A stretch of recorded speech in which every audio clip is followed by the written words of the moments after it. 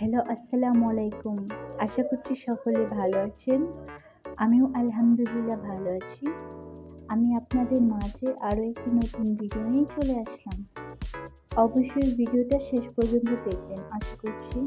আজকে তৈরি করব হচ্ছে শীতকালীন সবজি দিয়ে মাছের তরকারি। এখানে আমি মাছটাকে ভালো করে ধুয়ে নিয়ে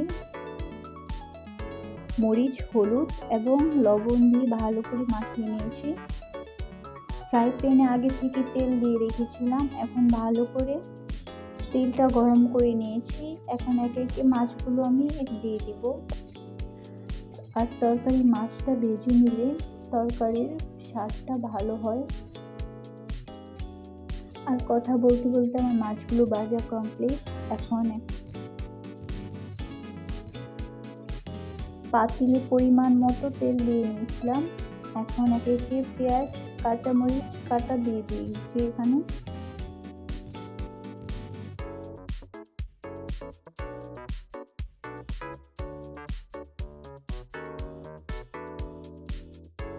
পরিমাণ মতো লবণ দিয়ে দিয়েছি।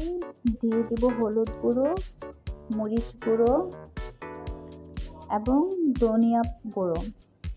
আমি সবগুলো তরকারিতে ধনিয়া অ্যাড করি থাকি। আর সব উপকরণগুলো ভালোভাবে ভেজে নিব। আর আদাটা অ্যাড করতে ভুলে গিয়েছিলাম, আদাটাও অ্যাড করে দিয়েছি। আর এই তো আমার মশলাটা কষানো হয়ে গিয়েছিল। এখন আমি এখানে সবজিগুলো অ্যাড করে দিয়েছি। শীতকাল মানেই তাজা তাজা টাটকা সবজি সবগুলো। দেখতেও যেমন সুন্দর, খেতে অনেক স্বাদ। আর এই তো আগে থেকে মাছ ভাজাগুলো আমি একে একে দিয়ে দিয়েছি। আর সবজিগুলো কিন্তু আমি আগে থেকে ভাপ দিয়ে নিয়েছিলাম, ফুলকপিগুলো। আর এখানে আমি 2 ধরনের সবজি দিয়ে রান্না করেছি তরকারিটা।